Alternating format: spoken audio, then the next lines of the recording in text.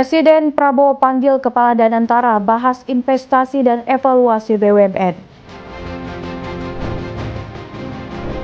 Pemerintah ajak umat Buddha sukacita sambut Waisak.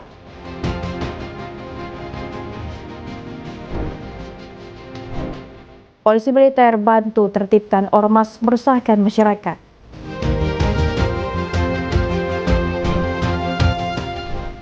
Ya, halo selamat pagi pemirsa setia Berita Nasional TV. Senang sekali Berita Nasional Pagi kembali hadir menyapa Anda. Selain 3 berita utama tadi akan ada informasi lainnya dari dunia politik, ekonomi hingga isu sosial yang sedang hangat diperbincangkan. Tentunya bersama saya Media Junita.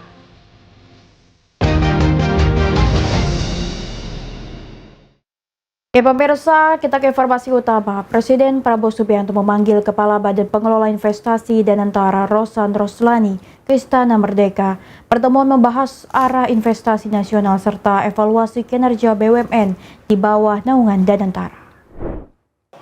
Presiden Prabowo Subianto memanggil Menteri Investasi dan Hilirisasi sekaligus Kepala BKPM dan Kepala Badan Pengelola Investasi Danantara Rosan Roslani di Istana Merdeka Jakarta pada Kamis 8 Mei 2025. Pertemuan ini membahas perkembangan terkini Danantara serta arah investasi nasional ke depan. Dalam pertemuan tersebut dibahas evaluasi dan asesmen terhadap BUMN yang berada di bawah pengelolaan Danantara. Presiden Prabowo menekankan pentingnya pemilihan pimpinan BUMN berdasarkan prinsip meritokrasi dengan mengutamakan SDM terbaik dan berkualitas. Rosan menyampaikan bahwa Presiden juga mendorong agar pemilihan talenta terbaik diiringi dengan semangat cinta tanah air, guna mencegah praktik negatif seperti korupsi. Hal ini dinilai krusial untuk memastikan integritas dalam manajemen BUMN strategis. Terkait penundaan RUPS dan aksi koperasi BUMN non-TBK, Rosan menjelaskan bahwa langkah ini diambil agar Danantara dapat menjalankan fungsi pengawasan dengan lebih efektif. Komunikasi dan koordinasi dengan Presiden disebut akan terus diintensifkan demi mencapai target pembangunan nasional. Kemudian diskusi update mengenai kegiatan kita di Danantara dan bagaimana kita ke depannya penekanan lagi bahwa diminta melakukan evaluasi dan assessment kepada BUMN yang ada, dipastikan juga untuk yang dipilih juga yang jenjang karirnya itu jelas dan juga mempunyai. Tim Liputan Berita Nasional TV. Pemerintah saat ini tengah melakukan uji klinis tahap 3 terhadap vaksin tuberkulosis atau TBC yang dihibahkan oleh lembaga milik filantropis Bill Gates, yakni Gates Foundation. Kepala Kantor Komunikasi Kepresidenan Hasan Nasbi mengatakan uji klinis TBC tersebut dipastikan sudah aman. Kepala Kantor Komunikasi Kepresidenan Hasan Nasbi menjelaskan bahwa uji klinis tuberkulosis atau TBC yang dihibahkan oleh lembaga milik Bill Gates sudah dipastikan aman. Pasalnya, uji klinis TBC tersebut sudah melalui beberapa tahap praklinis hingga ke beberapa negara selain Indonesia. Hasan menyebut hal itu bertujuan untuk menguji beberapa persen orang yang sembuh dengan menggunakan vaksin TBC. Ia juga menegaskan partisipan dalam uji klinis bukan masyarakat umum yang dipilih sembarangan, melainkan pasien-pasien yang relevan untuk pengujian efektivitas vaksin. Oleh karena itu, uji klinis TBC diawasi secara ketat oleh lembaga-lembaga yang kredibel nasional maupun internasional, termasuk Organisasi Kesehatan Dunia atau World Health Organization. Ini bukan kata-kata uji coba ya, tapi uji klinis. Menteri Kesehatan sudah menerangkan bahwa ini uji klinis tahap 3.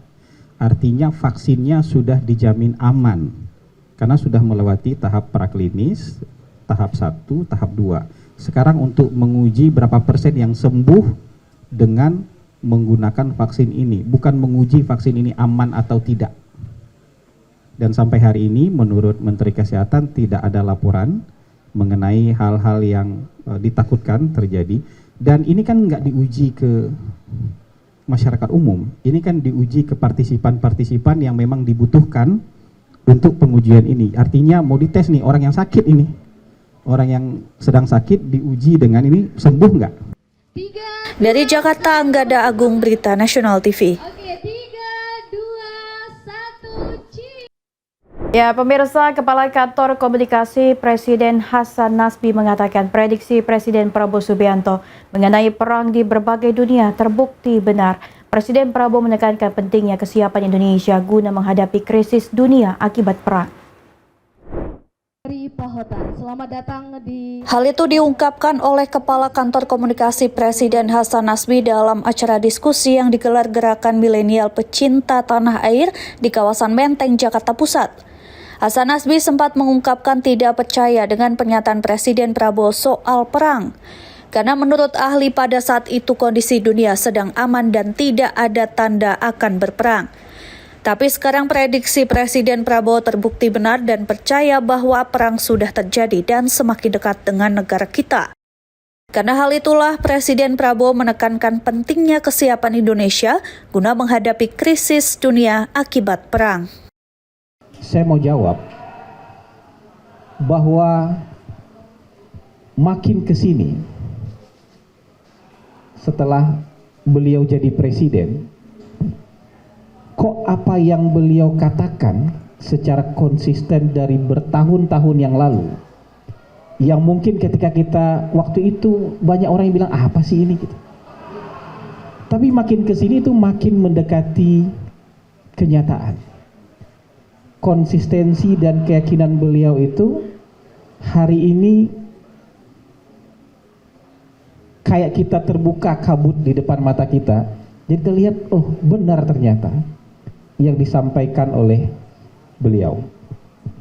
Coba teman-teman kita setback ke tahun 2019.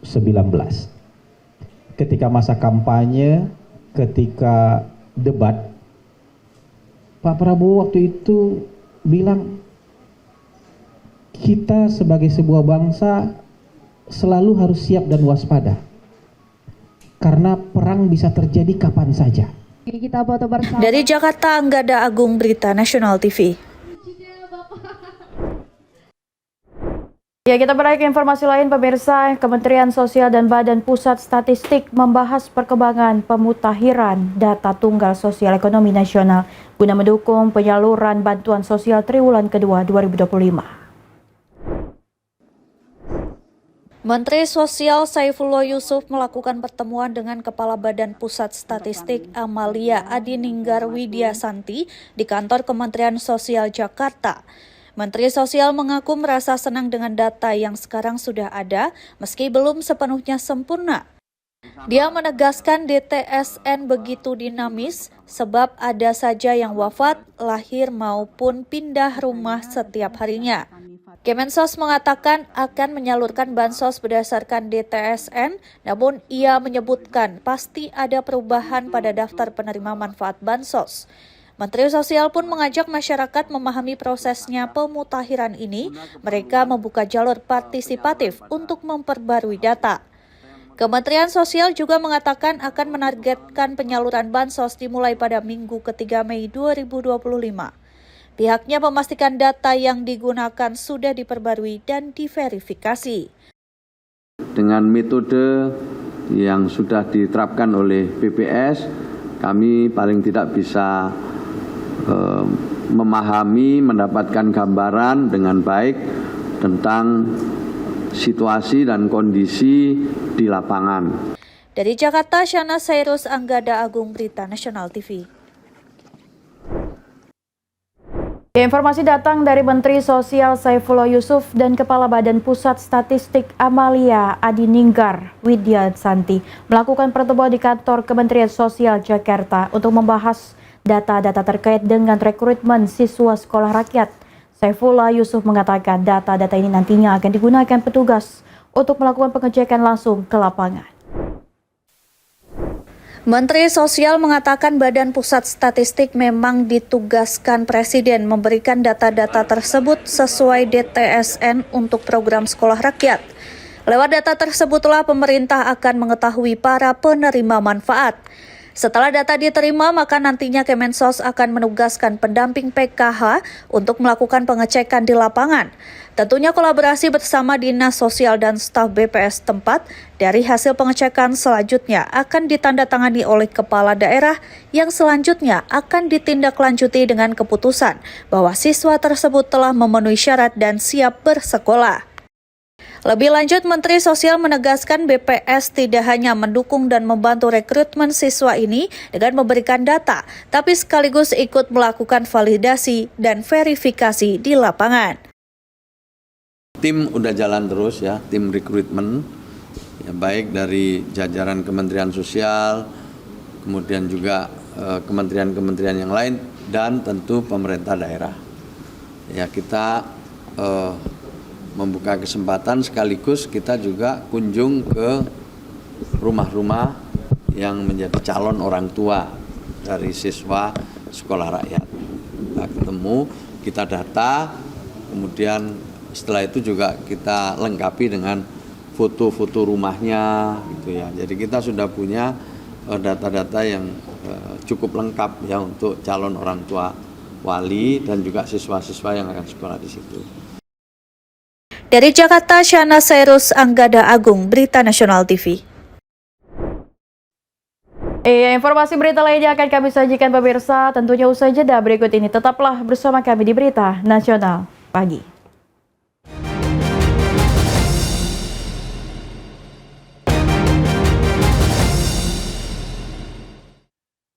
Ya, terima kasih Anda masih bersama kami di Berita Nasional Pagi. Pemirsa, Persatuan Umat Buddha Indonesia atau Permabudi mengajak seluruh umat Buddha se-Indonesia untuk melakukan serangkaian kegiatan Bulan Bakti Waisak di Yayasan Buddha Zuci, Jakarta Minggu pagi. Adapun perayaan Bulan Bakti Waisak ini memaknai kepedulian, rasa sayang, dan cinta kasih yang kuat antar sesama umat Buddha dan seluruh makhluk bumi.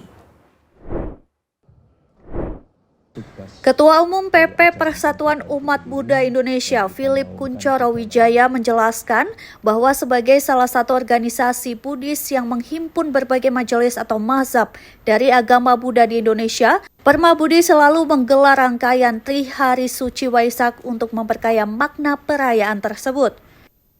Philip mengungkapkan rangkaian Hari Suci Waisak ini tak hanya berjalan 1 hari saja, melainkan akan berlangsung sepanjang 1 bulan.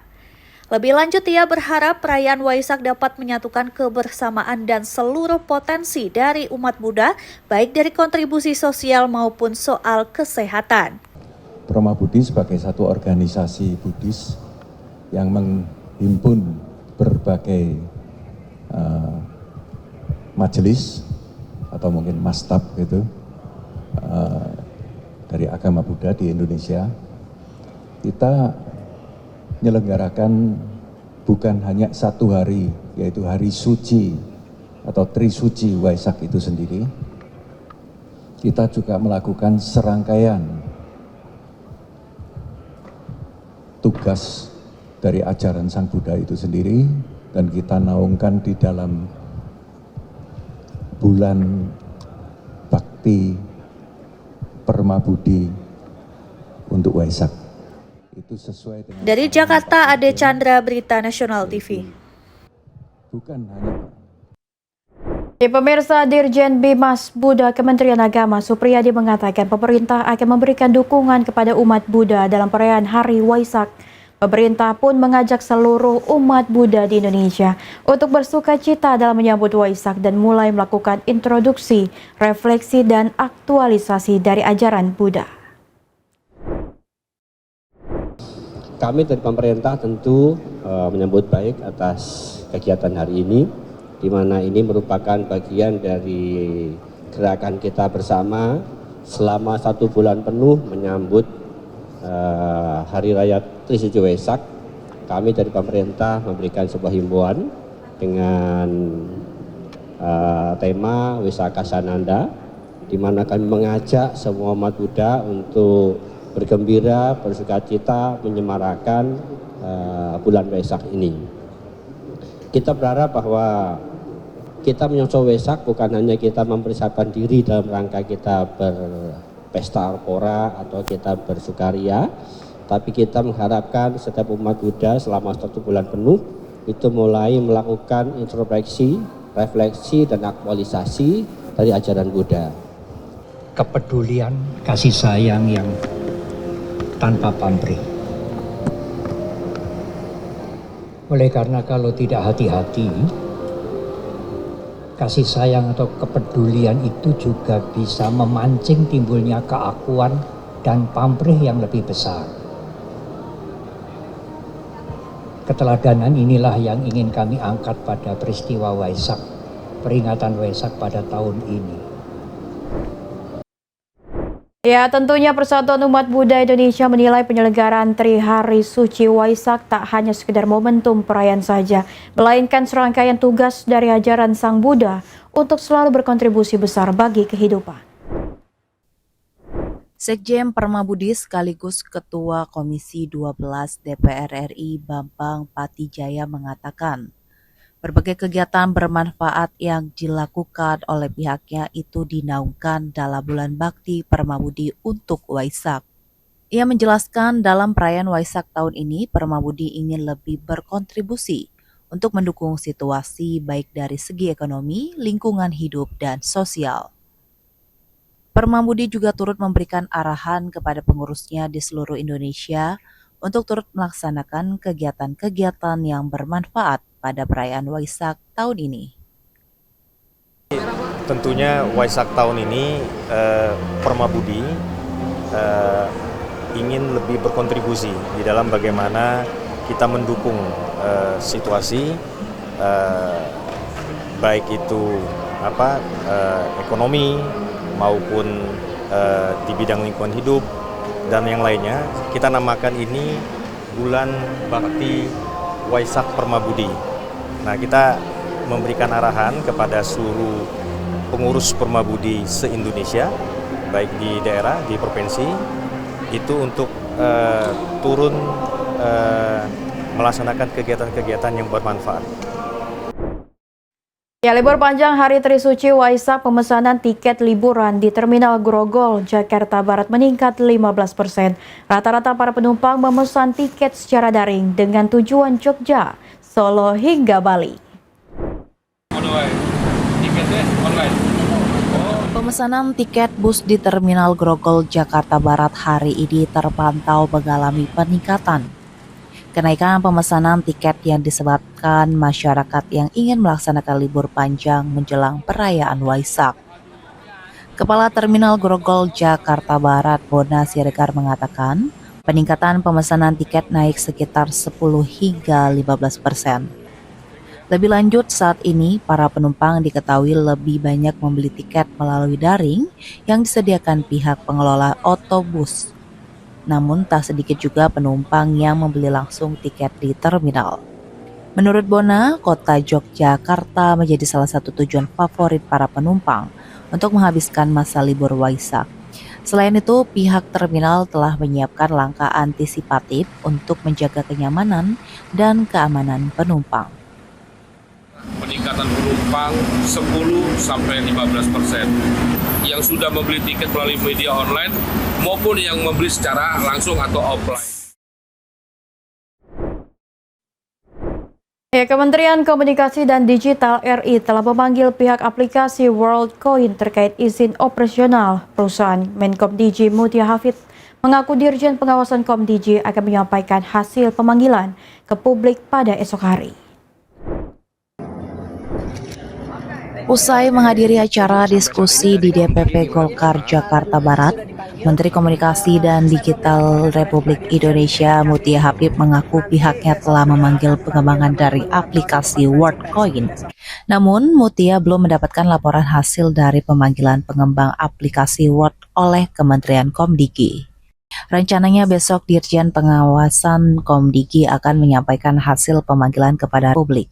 Kemarin kita sudah memanggil WorldCoin, sekali lagi penyampaian lengkapnya yang memahami Pak Dirjen yang mengawasi khusus pengawasan digital, dan besok beliau akan konversi kepada teman-teman wartawan. Ya. Berapa orang Bu yang sudah dipanggil Bu dengan panggilan Bu? Besok ditanyakan ke Pak Dirjennya, kita berikan waktu khusus untuk wartawan, ada konferensi pers terkait itu besok oleh Pak Dirjen Wasdi. Ya, makasih. Diketahui pemanggilan pengembangan aplikasi Word terkait izin operasional perusahaan. Selain itu, pemanggilan pengembangan aplikasi Word untuk menanyakan terkait aktivitas pindai retina mata. Saat ini Kementerian Komdigi juga telah membekukan sementara aplikasi WordCoin. Sejumlah kantor aplikasi Word yang berada di wilayah Jakarta dan Bekasi juga sudah ditutup.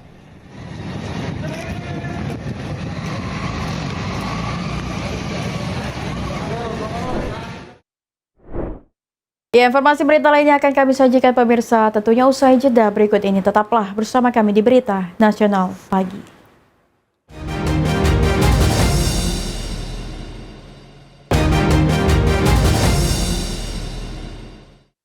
Ya, halo, Anda masih bersama kami pemirsa. Dukung industri pernikahan. Hotel Borobudur Jakarta berkolaborasi dengan para brides menghadirkan pameran pernikahan eksklusif bertajuk Discover Love Stories yang diselenggarakan pada 10 hingga 11 Mei 2025 di Flores Ballroom Hotel Borobudur Jakarta.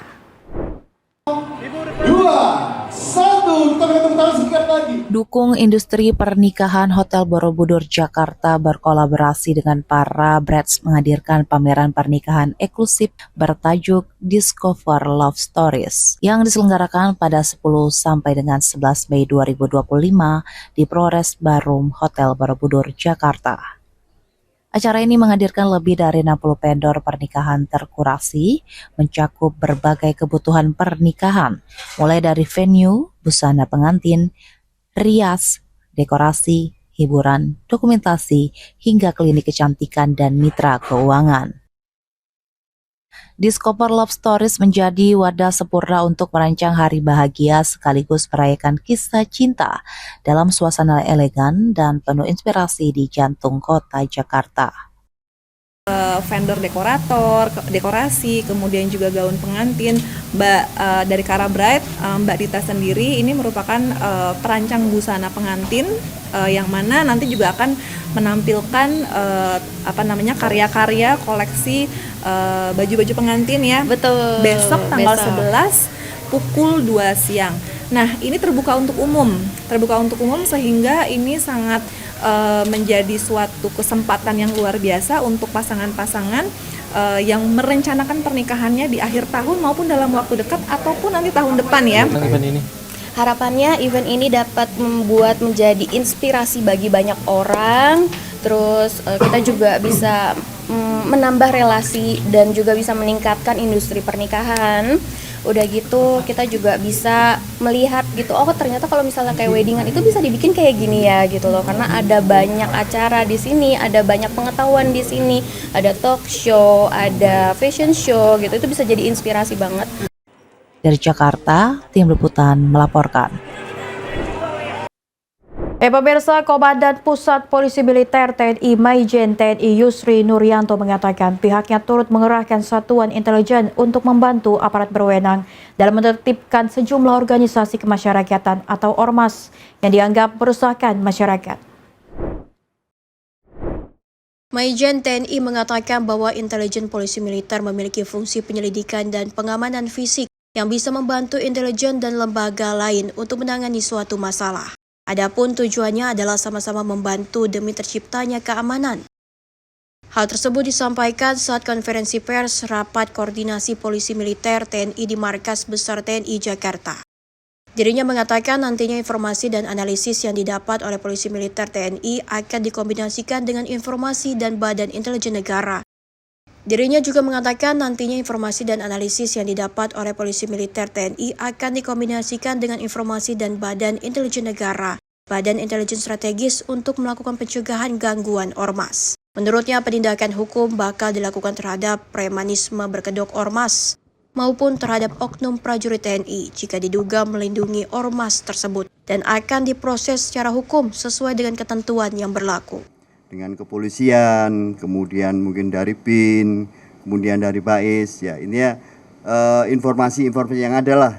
Jadi kita combine, kita analisa untuk dilakukan pencegahan-pencegahan. Nah, tentunya terkait dengan kalau memang di ormas itu ada mereka tentunya orang sipil ya. Nah, nanti yang menangani adalah dari kepolisian. Nah, kalau ada oknum TNI-nya baru kita yang Dari Jakarta, Sana Sairus Anggada Agung, Berita Nasional TV.